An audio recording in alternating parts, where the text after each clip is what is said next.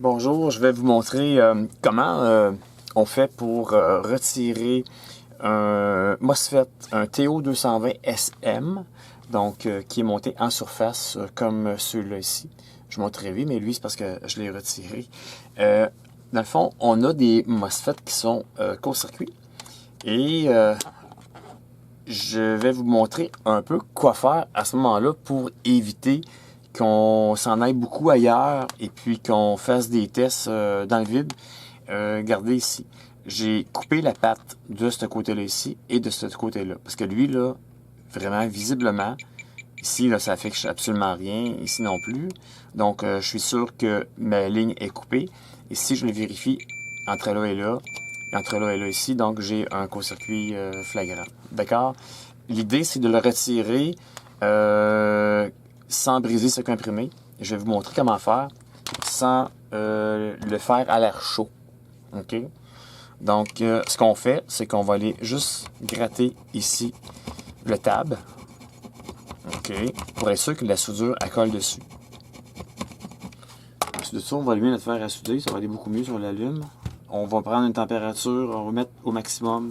Donc, si on a 400, si moi j'ai 480 à peu près, je vais vraiment le mettre au maximum, 480, pour aller chercher le maximum, pour être capable de dessouder le tab. Parce que le tab, il est soudé au complet ici, en dessous. D'accord? Donc, au préalable, elle est déjà coupée, Donc, j'ai pas besoin de me soucier de retirer ces deux pattes-là ici. Donc, c'est le drain que je vais aller dessouder carrément au complet. Donc, on prend notre fer à souder. Et puis, on va prendre... Il faut rajouter de la soudure de l'étain naturellement là-dessus. Fait qu'on va aller chauffer notre table. Ici, comme ça. Puis je prends un fer bien normal, là. Donc, je devrais avoir peut-être besoin de plus de chaleur, mais écoute, je trouve maximum. Donc, je vais mettre de la chaleur ici. Parce que quand on a des court-circuits sur des composantes de ce genre-là, ça en affecte d'autres. Donc, tu penses qu'il y en a d'autres qui sont défectueux, mais non.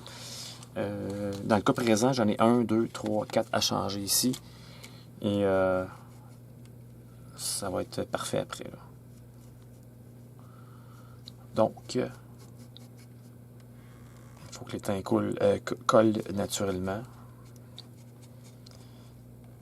Donc, on va y mettre de l'étain le plus possible. Ma température n'est pas encore à point. Je viens de l'allumer. Hein. Donc, on va attendre un petit peu. On va en rajouter. Tu sais, normalement, ça devrait... Comme ça, justement, là, ça devrait coller là, vraiment très bien. On prend notre fer, on le penche comme ça ici. Regardez, voyez-vous. En le penchant comme ça, c'est sûr que je vais aller vraiment augmenter ma chaleur. Je prends les tweezers ici. Je vais le mettre de chaque côté ici. Okay, pour être prêt à l'enlever.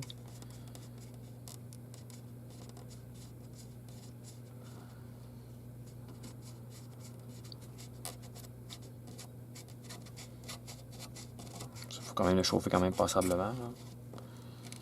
C'est parce qu'à l'air chaud, c'est sûr que c'est parfait, là, mais des fois, on risque d'endommager ce qu'imprimé aussi. Fait que si on n'est pas certain à 100% puis on veut être sûr de notre affaire, ben, on peut le faire de cette façon-là aussi. C'est une autre façon. Oh, excusez, je vous ai bougé ça un peu. C'est une autre façon de faire. Donc, ça sera pas long. On va l'avoir.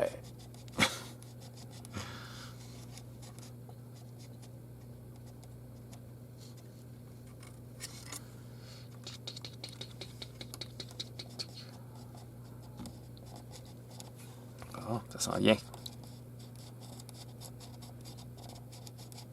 On pourrait prendre un fer aussi avec une puissance un peu plus élevée.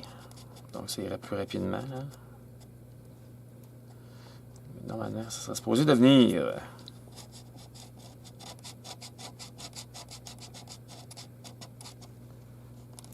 Elle est assez difficile, celle-là. On va rajouter l'étain un petit peu. Hein, c'est un live, hein? C'est en direct.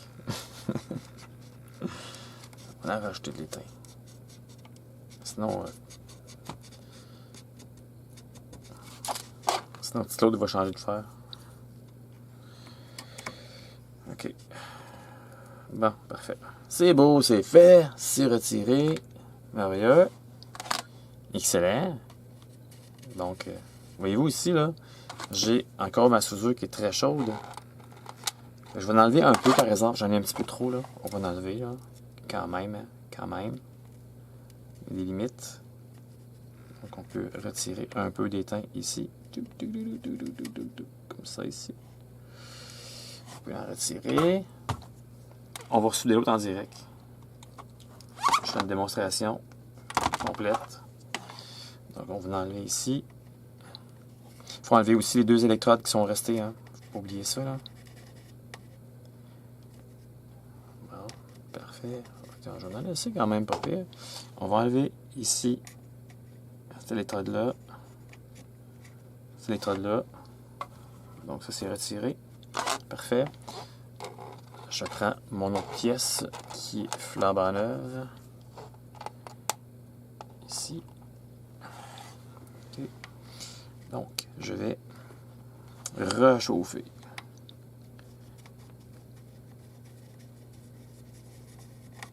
La soudure. Et je vais le déposer directement là-dessus. Vous allez voir. Ça va être, ça coche, mais que je l'ai mis. Voilà. Je suis de travers, ça va moins bien un peu. Ok, donc on chauffe ça de même ici, et puis on y va comme ça, ici, de même, plaque, peut-être comme ça ici. Donc je vais aller la chauffer ici, dessus, un petit peu.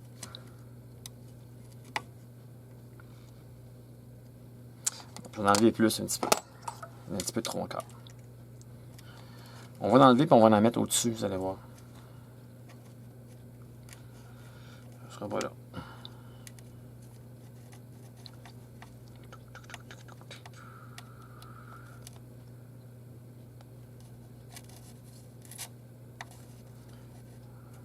Parce que si on en laisse trop, c'est sûr que c'est plus difficile après ça à chauffer pour que... Ok, encore un petit peu là. Bon, c'est bon ça. Merveilleux. On prend notre composant. On le met ici.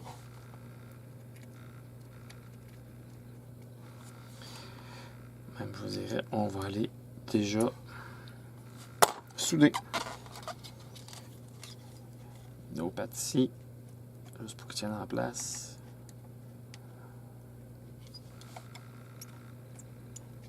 Fait. Ensuite, on va souder directement là.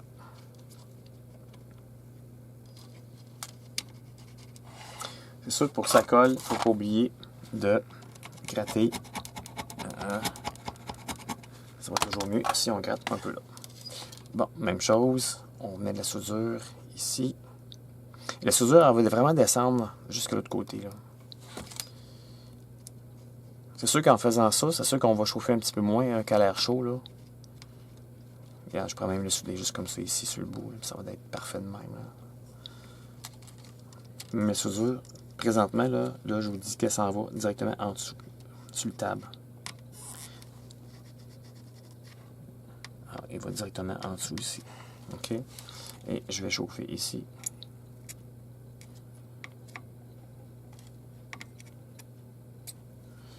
Ici.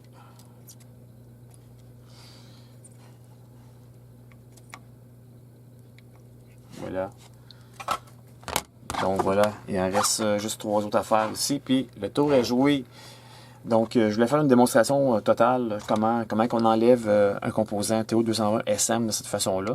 C'est sûr que ça peut se faire à l'air chaud aussi. L'air chaud, c'est qu'on le chauffe, puis ça va quand même bien. Mais c'est une autre façon. Donc je voulais vous la montrer. Voilà, merci.